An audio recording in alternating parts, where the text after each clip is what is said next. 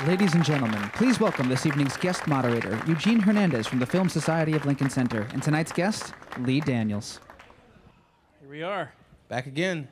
Lee Daniels, welcome back to the Apple Store, Soho. Thank you, sir. And this is this event. Hi, everybody. Hey, look at it. Hey, Purnell. Look at that. This event is part of the an extension of the New York Film Festival. So a festival happening with an event downtown. I mentioned that because Lee was at the festival last night with an amazing screening, an honor, an award for Nicole Kidman. It was a great night. Yeah. This movie, which I got to see at the Cannes Film Festival, which was I was so excited to be able to be there at the very first screening. People have been talking about this movie since that screening and talking about parts of the movie. And some of them are in the trailer. There's some parts of the movie that you're pushing these characters. You always push your characters to places that, and you push your actors to places where maybe they don't necessarily expect to go when they sign on. Or do you think they do expect to go to these places? Oh, yeah, they know where Is they're that going. because of you? Is it because of the script? Is it because of... I mean, it seems like they want to... Nicole was saying this yesterday. She wanted you to push her. Push her. And she still had boundaries. You couldn't push her further than she wanted to go, but she went far. I don't think you go any farther, do you think? I don't think. Yeah, I think that they know that the material is the script is the script. That my reputation precedes me, what I want. And I think that we it's time to get down. Yeah, it's time to get down. So and it's fun. So let's talk about the kind of conversations you have. Let's talk about how you build a movie like this. And let's talk about the acting. You come from casting. That's part of my world. Part of your background is in casting, and so you have this and this came up yesterday, and some of the critics that were asking questions at the press conference yesterday have noticed your ability to really pull together a cast that on paper people might not necessarily expect to work, and then the performances, again, go further than people would expect. So let's talk about how you work with actors for a minute. Let's talk about how you build some of these characters. Let's start with Nicole and talk about how you built this character, because she's a very complex character. Nicole plays this woman who has, not going to give away the whole movie, but she has a relationship with John Cusack's character, and that's a challenge. There's a challenging relationship there, and then there's another character in the movie, Zac Efron, who has eyes for her. She kind of rocks his world.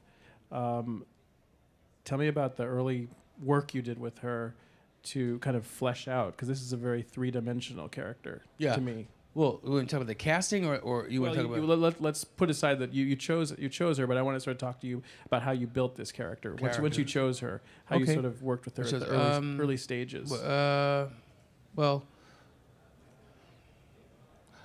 I knew the girl. I had to. You can't direct someone into a place unless you know these people personally, unless they have entered your life, or you've walked this walk, or you've experienced that experience to direct it, so you know that it's truth and it's real.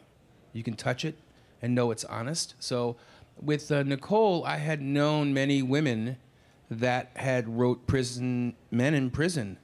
And, a lot of African-American men are in prison. And I grew up with a lot of, my relatives and neighbors writing men in prison, women. And so I just stuck Nicole in a room with women that had wrote men in prison. And normally it's a fantasy thing, it's a fantasy thing because they really don't expect them to get out. But this one does. Yeah. And then things get really interesting. Yeah. So she studied this, we didn't rehearse. I don't rehearse. It's really about talking. So if you're not rehearsing, how are you, again, trying to think about how you build these characters? What are you giving an actor? What kind of ammunition are you providing them? Or is it really there, and what are they bringing to the table? What kind of conversations are you having with her? She did say that you asked her to watch some movies. You asked her to watch some other movies. I asked her to watch. I told her to watch Heat. the Joe D'Alessandro Sylvia Miles movie that Andy Warhol produced back in the 70s. One, because it was about the acting. It was a style. And Sylvia Miles had a big fat ass, and she was shaking it and walking, and I wanted her to imitate that, and that sort of crassness that Sylvia has. Nicole said you were obsessed with her ass. Yeah, and she put on a lot of weight put about 15 pounds for me, and yeah, so part of it was just a lot of it is talking to me. It's really talking to me about my life and my world and the way I see the world and how I happen to see this character, and then here's some examples of this character, and now go action. You know, because once you get past understanding me, then you know how to play ball with me, how to work in my arena. So if there's no rehearsal as you're shooting, especially some of the tougher scenes. And we'll watch a clip in a minute, but especially some of the tougher scenes, you're also on a low budget, so you don't have a lot of time to, shoot over and over. So you have a pretty good idea of what you want and what you're hoping to get, but you're really hoping to get it in the moment because you're not rehearsing. Right. No, in my head. I block it. Right. I storyboard it. I mean, I sort of it's all storyboarded, and I block it, but could be wrong, I could be wrong about everything. So I'm open to, if it's not working immediately, even if the words aren't working, forget about the blocking, but if the words aren't working, then we just sort of switch it on the spot and we're scrambling. But I don't believe in sitting in and having the actors, and I shoot the rehearsal. I shoot it, and because most often that's something that, you get the truth in, you get the flavor of the actor, of what they're bringing, without any direction. I don't pretend to know it. I don't know it all. And it's a collaboration. So I know what I know, and I know what I don't know, and I know that I have to depend on the actor to help me. Yeah. So, The Paperboy is based on a book, and it's a book that many filmmakers had been attempting to adapt. Famously, but I got it. Famously, Pedro Almodovar was one of the people that snatched it. So what was the why did you want to what about this movie? You were trying to make another movie after Precious. Yeah. Then you switched gears, put that movie aside, went to this. Why this movie? What was it about this movie at this moment that spoke to you, that called you, that inspired you creatively? What movie? The characters. They're so, fascinating characters. Characters that I knew, characters that were real and that we don't see ever. Like, these people that I see often on the streets, and it was like Precious. Like, we see this girl, but we never see stories about her. And so when I read the book, it was no difference from Precious. I know these people. Why isn't there a movie about? Why? Right, and they say that it's so shocking. I'm so bored with shocking. What's so shocking is that we don't see enough of it. I mean, it's it's shocking that we don't see enough of these types of stories about people, real people, with issues. And I know that America is in a very dark place right now, and that we need to escape to go to see the Avengers and the Spider-Mans, and I think that's a great thing. But I also think that, we're continually, the studios and the media continually underestimate the intelligence of the film goer. Like, let us go to a movie just to sit and think. How does the time period play into some of the choices you made in the way that you're telling the story? Let's talk about for a moment some of the visuals, some of the way you shot the movie, what it looks like, the music.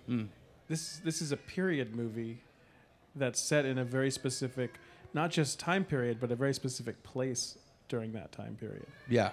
So it seems like a lot of the creative choices you made are dictated by how you see that time period. And if you're saying it's a lot about you, you're probably thinking about sort of what you were thinking about, what you were inspired by during that time period, I'm assuming, with the music and stuff. Yeah, I watched a bunch of movies from Deliverance to Cool Hand Luke to Guess Who's Coming to anything that was made from '68 to '72. I studied. There wasn't a movie that I didn't see, and I wanted the audience to feel that they had seen a film that was made in that time period. That was my. I knew that I'd get the actors to throw down, but my goal, aim, hope, as a director, was to get the audience to feel that they had stepped into a time period of the late '60s, early '70s, that you had watched a film that was made, flaws and all, through edit, through sound, through acting, through my camera choices, colors, costumes, even acting style that was of the period.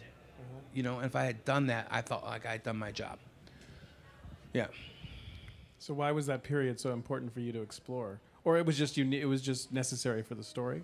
Yeah, because it took place in the '60s. Yeah. It took place in '67. Yeah. 68. Yeah. So I thought, okay, well, let me shoot it like it was shot in '68. What would have happened if I were shooting this movie in 1970?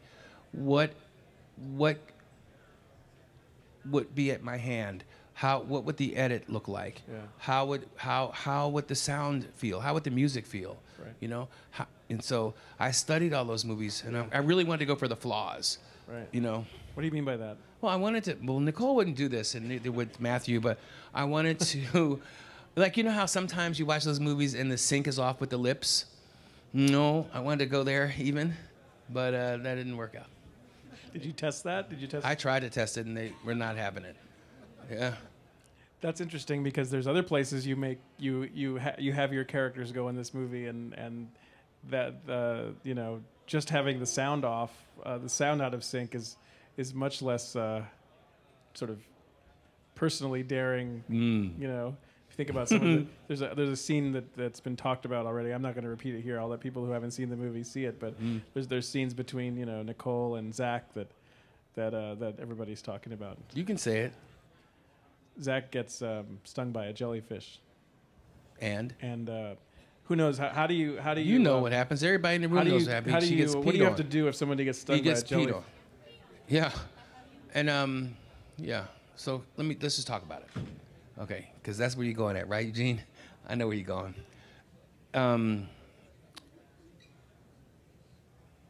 It was in the book. Pedro wrote it in the script. Yeah, it was great. It was really great. It wasn't, and it's what happens. It's what the characters it's what it done. And did you know it would shock people? It was the way I shot it. Nicole, yeah, well, it was. It was the way I shot it, but I wasn't shocked. So I'm doing my thing. I'm in the edit. I did it. We did it on the second day. It was great. I wasn't nervous about it. Nicole wasn't nervous about it. Zac had a smile on his face. We're all, we're in it. We're in it. And but then when I got into the edit room, I got nervous. Because I was like, I don't know whether this is sort of vulgar.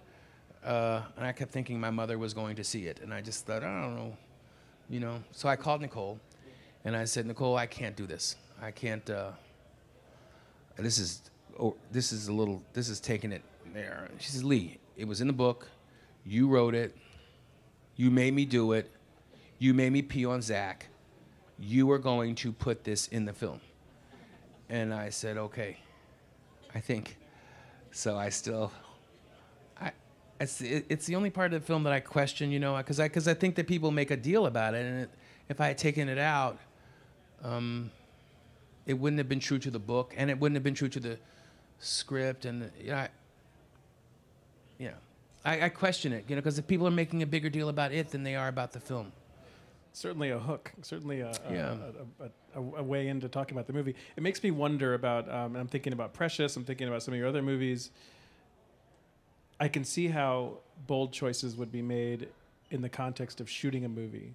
You're with the actors, you're there, you're in the moment, let's try this. When you're in the editing room, it's a different process. Oh, yeah. You're outside of that, you're now you're looking at all the footage in front of you, and you suddenly sort of are, reality hits you. Oh, I pushed these guys too far. Maybe I shouldn't show this. Is that something you do? Does that happen to you a lot? Yeah, because they go, look, what you see on screen is only a tenth of what is on what I've shot. They go there for me, and I am very protective of the actors, and that's why we work over and over again with each other. I'm protective of them. I love them. They are family to me. When we are in it, we're in the trenches together. We don't have any money. You know this. I've told you this before. We're moving. We're moving, and there are no egos. The only ego is the story. That's the only ego that's there, mm-hmm. and so we're there. Nicole's putting on her own makeup. Ain't no different from Monique and working at craft services. McConaughey is in costumes. Everybody's helping. We are all a team. We're a team trying to. It's like putting on a play. And how do you hold on to that how do you hold on to that mentality and sustain it over the course of a production? Because you are working with big name actors. Friends. We become family, and through the last movie I just did was not like that. That was a this bigger is a movie budget. called The Butler. You just finished. Yeah, shooting? that was a different experience. Oprah Winfrey's in it. Terrence Howard. Yeah, and Jane Fonda and Alan Rickman. It's a bit, Vanessa Redgrave. It's a big, but it was a different experience. But this experience was like my other movie experiences. That, movie stars are used to the Hollywood accoutrement. The trailers, the caviar, the trainers, and we got some M&Ms, some pork rinds in the freezer. They've been there for a couple days. Come on, let's hit it, and they enjoy it. They enjoy the world that I bring them in. Let's watch a scene from the movie. I don't know how much you want to set up these clips, or should we watch it and talk about it after we see it? Okay. The first clip is. This is the scene is this the scene in the kitchen with Matthew? Okay, yeah, okay. I'll talk about it first. So this is the scene that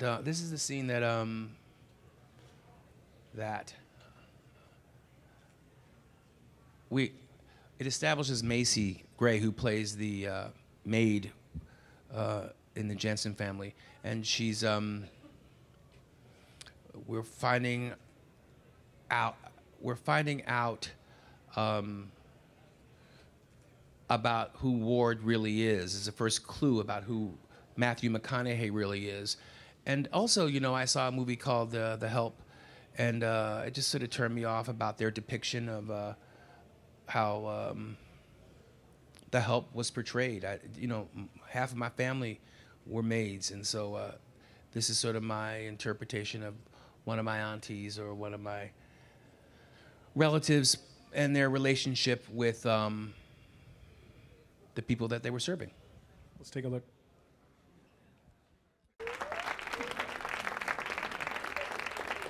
And we have a surprise. Macy Gray. Hi.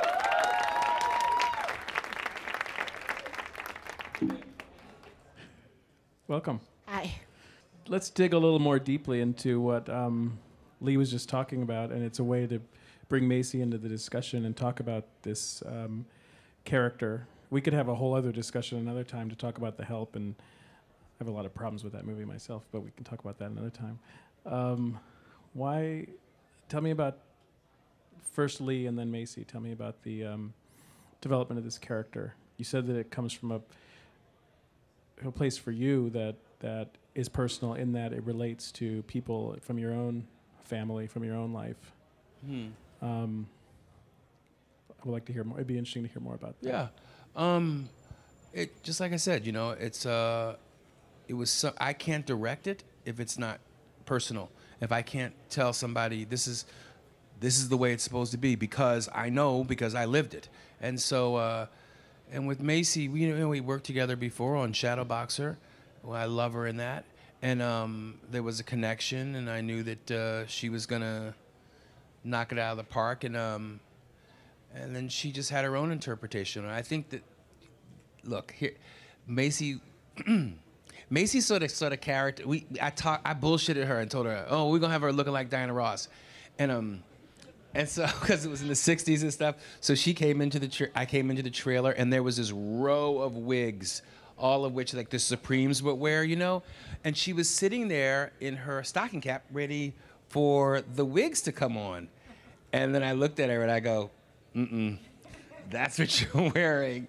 And she's like, no, please, Lee, don't make me. Please. Please, I want to be pretty. I said, no, you got to keep it real, keep it raw. But I have her looking good one time, so. Yeah. I'd like to hear more about that conversation from your side. I mean, we talked a minute ago about how Lee works with actors, and it's not, I don't think that, well, I wonder if it's him putting you in a place where you're uncomfortable, but in a zone where you feel comfortable, if that distinction makes sense. Because it seems like he's pushing you. He's not going to give you the wig, but he's going to make you feel comfortable not wearing the wig. Right. Well, we talked on the phone, and I was like, I want to be a beautiful maid. Like, I said, I want to be the kind of maid that comes to work really dressed up, like Donna Ross. Like, I want to wear gowns and stuff. She did. So he was like, oh, okay. Anything to reel her in. And you're thinking, yeah, sure. Yeah. So I'm thinking like, okay, I got this cool character. So then we get there, and having my wig cap, like you said, and he goes, oh, that's it, you know, like, you're just gonna wear the wig cap. So my hair was like, it was a mess, and you know what I mean? And then I at least wanted to wear powder, like, at least let me like. Put on some lipstick. Yeah, at least give me like some, I couldn't wear makeup at that point, like, it was. And then I was like, okay, what about my gown? And so before you knew it, I looked like that. Why go there? Why go there? What is it about Lee that makes you comfortable enough to do something to go somewhere where you probably wouldn't have gone with perhaps another filmmaker? Well, he's very specific. Like he knows, like he may give you the humor you know, but he knows he's very sure about what he wants and the story he wants to tell and what it needs to look like, and he knows that before I think you come on. So he might entertain, like, or listen to your ideas, and he'll, you know, some of them he'll take in, but he knows what his movie's gonna look like, and it has to go with that. And I think if you step on anyone's set, you know, you have to have a certain amount of trust. Of course, you bring your own thing to it and your input, and you can be strong about certain things, and you can like be forceful about certain things, but I think, you know, a director, a good one, you know, has already seen the movie in his head, and you know, you don't want to like mess that up, because then you mess up his vision, and then it's off. You know what I mean? So it's just like a point where you learn how to say, okay, you know. Last question on this thread. What spoke to you about this character then? We heard from Lee, what he related to, and what spoke to him. What was it that spoke to you about this character? Well, I liked that she had kind of grown up with them, and that was really her family, and I thought she was interesting because, you know, there was a part of her who really wanted to be in the family, you know. She considered herself, you know, kind of a mother figure because they didn't have one, but as the story went on, she realized that was never going to be, that as a black woman in the South in the 60s, that you will never be family, no matter how long you stay or how well you take care of the kids, you know. So that was really her journey, and so I thought that was a good story to tell. Let's switch gears. Let's talk about throwing Zac Efron into the mix now. Yep. Because, again, an actor that you're pushing to do things, or perhaps you're asking him to be portrayed in a way on screen that, you know, this is not High School Musical. I mean, this is a very different. The expectations of someone who knows and likes Zac Efron and walks into your movie is going to get a very different Zac Efron. Yeah. And he's talked about how he was willing to he obviously was, you see it on screen, willing to go these places. Why put him in that spot? Why was he the right guy to play the Paperboy? Why was he the right one to play this kid? Well, the universe put him there because he wasn't my first choice, and he wasn't, because I thought he was the Disney guy, and I just didn't, you know. Then he auditioned, and he was open, he was raw, he was eager, and he was a gentleman. And I saw a spirit there that I wanted to work with.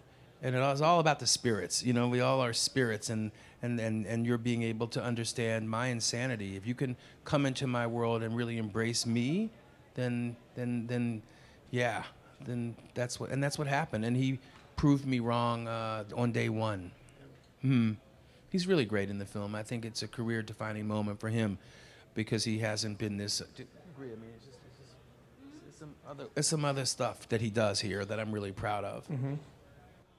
Most directors don't do two things. They don't usually say that an actor was not their first choice, and they don't usually admit when they make mistakes. You're saying that this guy was not my choice, and he proved me wrong because I didn't want him. He had to prove something to you. I think that's interesting because it would be you could have not gone with someone. You could have gone with a more safe choice, perhaps. I guess you could have. Did you know right away that it was working? Did you know right away that immediately?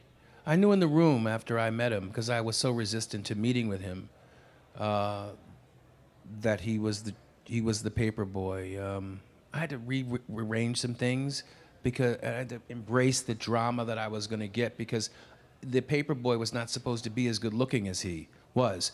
And so I had chosen someone that wasn't as good looking as he was.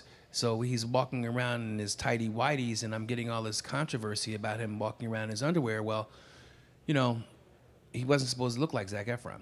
So that was but I had to sort of, you know, make that sort of adjustment because the camera loves him. And so then I explored Macy's role. I developed her role as almost a mother figure to him, which wasn't in the book or the script. And it started out really small, and then it grew into this mother figure. She tells him, Zac calls somebody a nigger, and Macy's has pretty much raised this kid.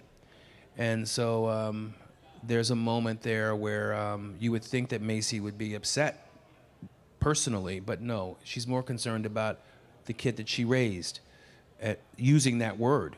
And so, you know, she says, you know, you got to watch it. You got to watch your, you should be careful with that word. Somebody will cut your little ass using some shit like that. And he comes down and he says, I'm sorry. Those are the types of help that I knew. And it was very honest and very true. I'm proud of that moment. That relationship between these two characters is really, it brings the film some of its most tender moments, I feel. From your perspective, Macy, Lee's talked about this now, but can you elaborate a bit on developing that kind of tender on-screen relationship between your character and Zac's character? It was really magical. I mean, we talked about getting together before, but we just didn't have the chance because of our schedules. And then I got on set the day before, and then that was the first scene we shot together. So we just like Lee kind of gave us the not the boundaries, but like the setup for it and what it was supposed to be all about. And then we just went for it. We just really hit it off. Like, Zac's really adorable. He's an easy guy to hang out with, so it wasn't difficult. But that was the first. You know, Macy, we didn't rehearse at all. Macy, right? When we were there's a, I don't know what's that in this. I don't know whether you have it here, but the opening scene, Zac is dancing in his underwear, and Macy comes in, and Macy's just like, I can't look at him, Lee. I can't look at him. He's in his underwear. He's dancing, and they dance it was together. really distracting because he was in his underwear the whole shoot, right? No, just that scene, Macy. Just that. No, he was in your underwear mind, it the was the whole shoot. It was not one In your scene. scenes, he was in it because he's in the house. The reason why he was in the house, look, the reason why people say, I made a mistake at Cannes. I said, at Cannes, I gotten so many questions as to why Zac was naked. Why is he why is he naked? And I got so tired of answering. I said, because I'm gay and I like to see, why not? You know what I mean? Well, it was like, it was a stupid question. And so, He did say that. But I should have said the truth, which the truth was that, I always ran around in my underwear in my house at that age, at 16, 17, and my mom would always say, slap me on my underwear, put some clothes on, and I was always in my underwear. And I didn't look like Zac Efron, but, but that's sort of how the character was, and And now it's sort of it is what it is. But anyway, so next question. I want to watch and I want to get in all 3 clips before we end this. So I want to get in another clip, and this is the one. This is Nicole's scene. I think this is a scene with Matthew also, right? This is the scene in the like the interrogation, so to speak. Yeah. Not interrogation. This is the scene where that. Yeah. So Nicole Kidman is writing her boyfriend who is in prison, and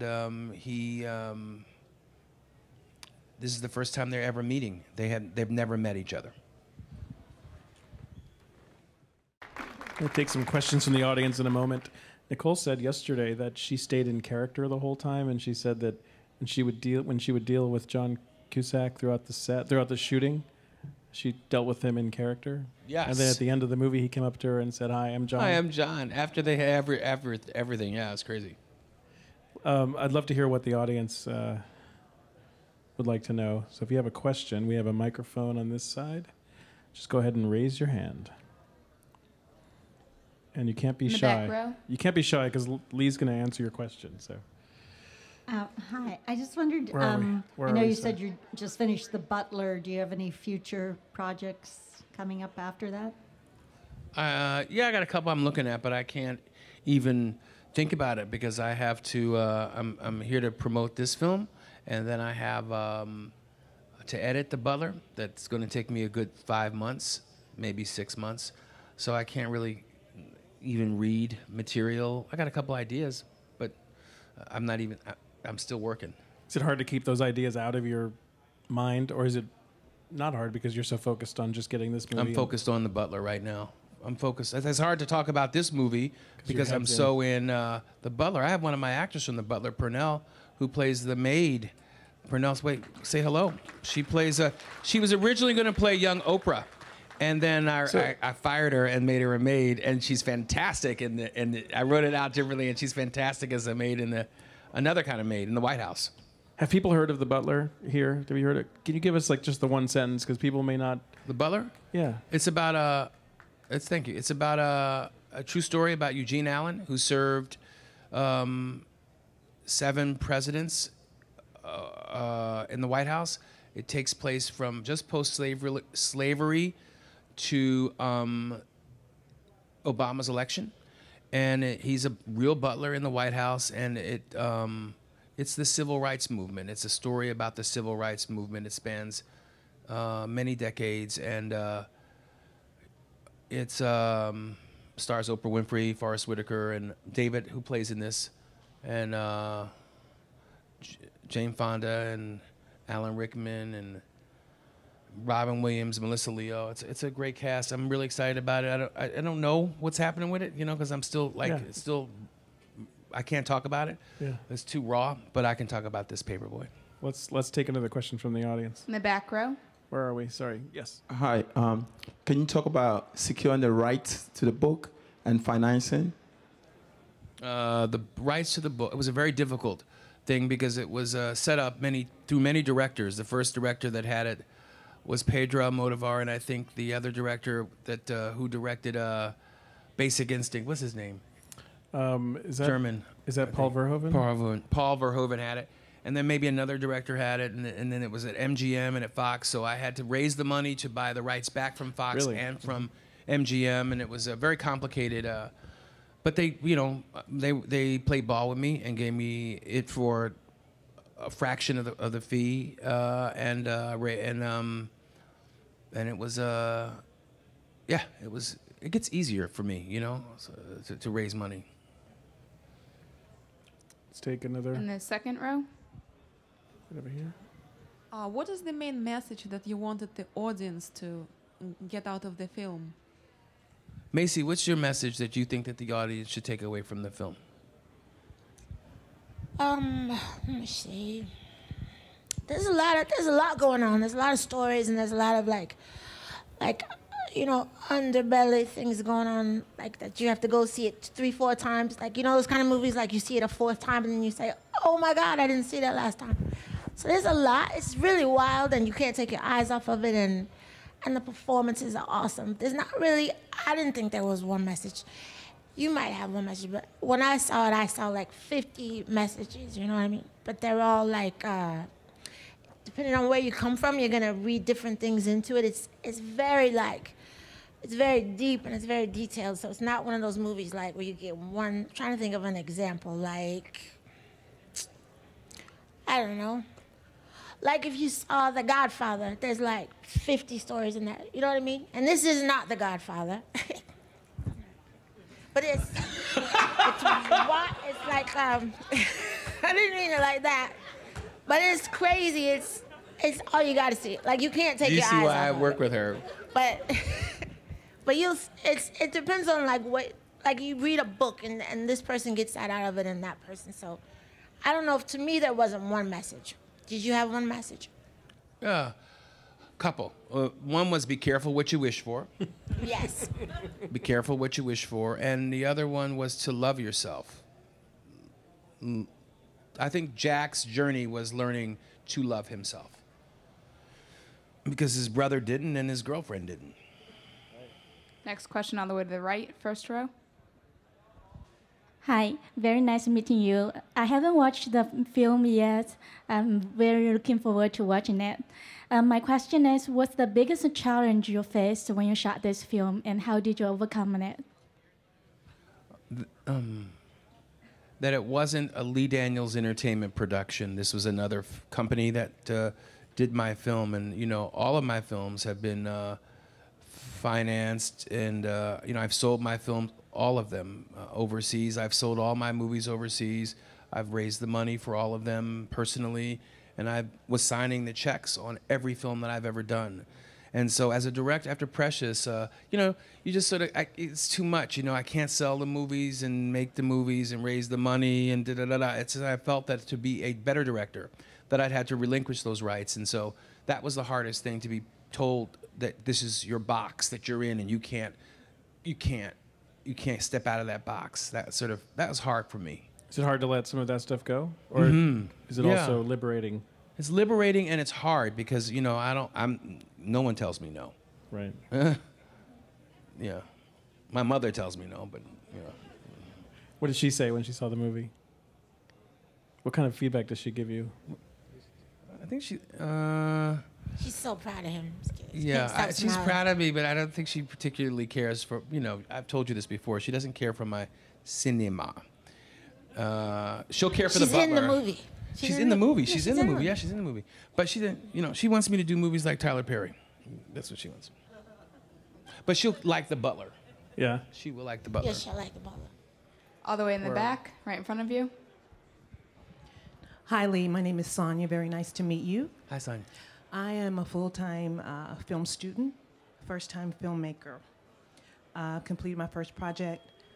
And I wanted to know how you handle your no's, because just very much like your actors in this movie, my actors gave me their all. I believe that they should be seen, but the barrage of no's in terms of being submitted to whatever projects we're trying to submit to. So how do you encourage a filmmaker? Did you have to deal with any no's, first of all, with this film, in terms of in any aspect of someone telling you no? I know you just said no one tells you no, but how would you encourage a filmmaker? Well, I lied. No, I mean, people do tell me no, but I don't take no for an answer, and I think that's the answer right there. That if you just make something else work, that, you know, it was insurmountable. Look, that this movie was made is a miracle because two studios owned it, Fox and MGM, and both of them, you know, I can't believe that we did it. So I don't know. I've just learned to navigate through life, never being told to take no as a just doesn't exist, you know. And if it is a no, then I gotta figure out the next best thing or better. Like this cast, it was a revolving door of actors that were, you know, I didn't know who was gonna be in what role, and then God tells you exactly where and who is supposed to be in your cast. So yeah. We haven't yet talked about, I think, is it Edward? There was a character in this movie that you changed. Yeah. And you said you changed it to be more Yardley. like you. You made Yardley. Yeah. You said yesterday that Yardley is Yeah, Yardley. David plays him. David Oyelowo plays him. David. Sorry. And David is sort of based on me. He is, we have to put on several faces, and I don't think we have to do that much now. Mm-hmm. Obama's the president, but as an African American, we put on several faces I did to make it to where I had to go, and it's really homage to him, to me, of the games and the lies and the tricks the different faces that you have to put on to succeed. Being embarrassed about being from the projects, not being honest about it, and saying, "Oh, I'm from Beverly Hills. I went to Harvard," and it wasn't. And David's character is like that. It wasn't until I embraced who it was that I was able to soar. Do you know what I mean? So I think that's. But you still made those choices, and it helped you take some sort of next step. Oh, I don't think so. I No? think I was very unhappy. I mean, I was very unhappy with. So you thought at the time that it was working, but yeah, but it wasn't. No, it was getting me in, but I was bullshitting. I wasn't. When living did you in the let truth. that go? I think when I got Monsters Ball made. Really? Yeah, my first movie. Not until then. Mm-hmm. What was it about that? Why did that? I let my hair grow out. I became Rasta. I didn't care. I realized it wasn't working. And I said, let me just tell people where I'm really from and who I really am. And voila, Monsters Ball happened. Wow. Yeah. That's fascinating. Next question, third Where are row we? in the middle. Here. Yeah, hello. My name is Paulina. Thanks so much for the surprise guest and for the intimate talk. And my question as an actress would be, in terms of casting, you said it, usually you have someone already in your head beforehand for the role, besides the exception of Zac Efron. But do you have also open castings where you're open for surprises? And Yeah, always.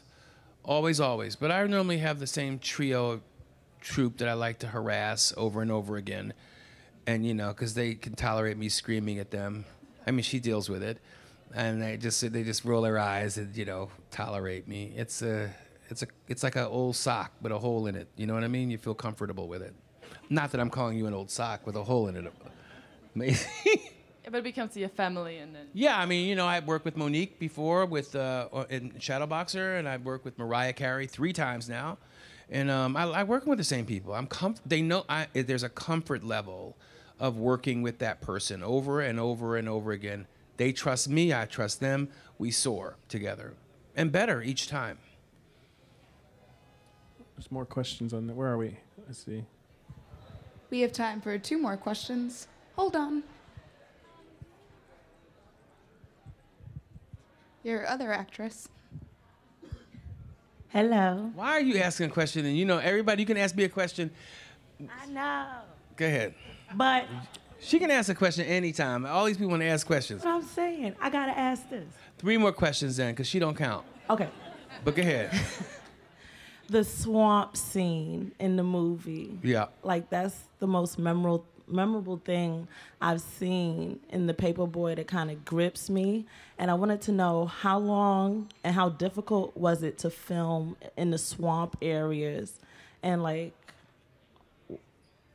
where did you put the actors in their mind state, because they had that down. Mm-hmm. I mean, I felt that kind of swampy alligator. It stank. Yeah. It really stank. Well, first of all, everybody, this is I love her very much. She's in my new film, The Butler, but she starred in the movie called Pariah, and that's how I first saw her. She played the lesbian. Who's seen Pariah in here? She played the lesbian in Pariah. Stand up, say hi to Pernell. Hey, y'all. Stink. We got gators. It was hardcore because not only was it you had the mosquitoes, but you had the snakes, the water moccasins, the alligators, the sound, everything at night, and it was terrifying. It was absolutely terrifying, and I think that lended to the authenticity to that environment. I didn't have to direct them. Them boys was in there, they was terrified. That shit that ain't me. That's truth up there, I felt like it was an appropriate day to do this talk because it's nowhere near as hot outside tonight as it is down there, I'm sure. But we walked in dripping today, and it gave me a, little tease for what it must be like. Oh yeah, it was really hot. It was like 100. It wasn't like 100, and one day it was 110 or something. It was in New Orleans in the summer. Humid. It was ridiculous. And you seem to be loving this idea of just like, again, pushing these actors, putting them in this environment. Everybody's a little bit off. Everybody's like, It's how you get the truth. I mean, how do you get performances safe? Is that real? I mean, I guess so. I mean, it's studied. It's rehearsed. It's whatever. Second row in the middle. Hi, my name is Bobby Ali. I was thinking about the distribution. How did you secure distribution, and how was the process?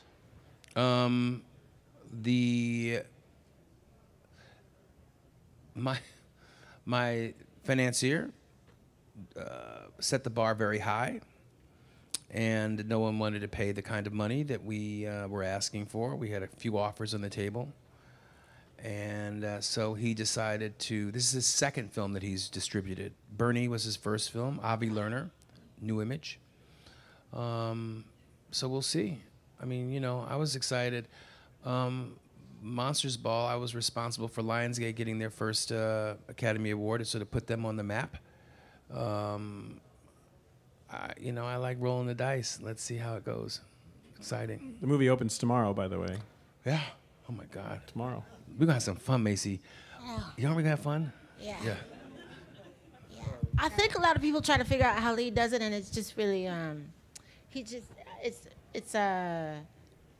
it's just his life, like he's very fearless, first of all. Like the first time I met Lee, he was asking, we had a party, you were asking people for money, remember? Mm-hmm.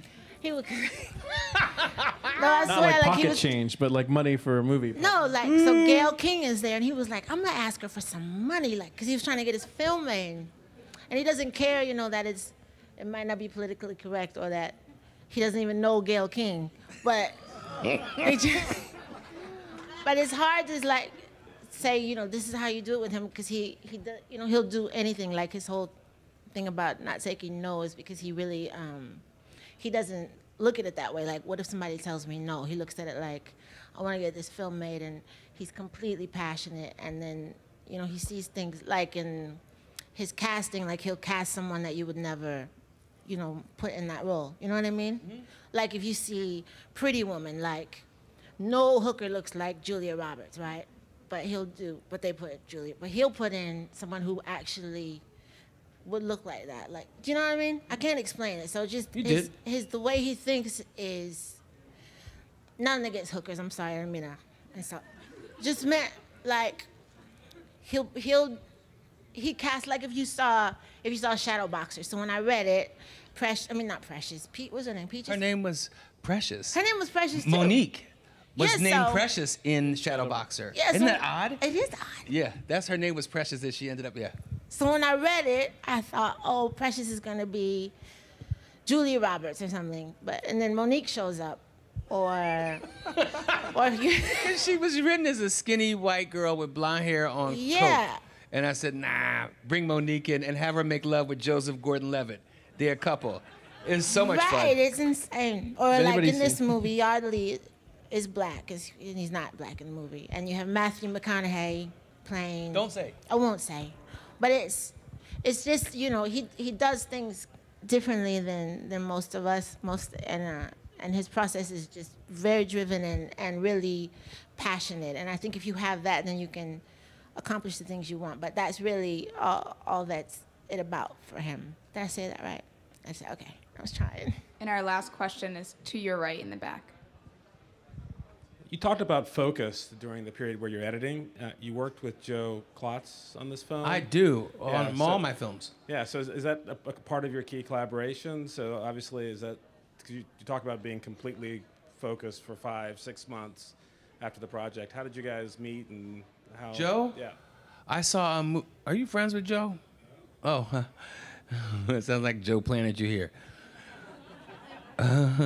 Joe, I saw a movie that he did called Junebug, and I thought that it was exquisitely edited, and I just thought, wow, I gotta hook up with this cat, and we connect. He's sort of, you know, he's I'm wild, you know, and I'm just like out there, and I'm always out of the box in thinking of ways to tell the story editorially, and he keeps me focused. And not that you could tell from the story. Does he have to tell you no, or does he? He tells me no. How does and he I keep you listen. focused? He tells me no, and I listen to him. Really? My department heads, I don't push back though? Yeah, I like pushing back. I love all of my department heads to push back on me. My costumers, I expect. I don't have the answer. You know, the thing about me is that I don't pretend to have the answer. I don't know the answer, but I know it when it's there and present it to me. And so you are there to edit, and I expect you to do your thing. And the same with costumes, and the same with makeup. Though on this one, I don't know whether we had makeup. We had a makeup artist on this one. Not that you wore makeup. You did wear makeup in that one scene. But like everybody. So I give the department heads the liberty and the freedom to run and do their thing. And I don't micromanage. I'm sorry to say that we're out of time. The movie opens. She has one. One more? Go. Hi, Lee. Glad to meet you. I'm Casey DeVoe's mom. Hi. Hi. Yes, your daughter works for me in L.A. Yes. I just You're wanted a mother? Yes, I'm her mother. Oh, my. I just wanted to ask you, you said Zac wasn't your first choice. What about Nicole? Was Nicole your first choice? No.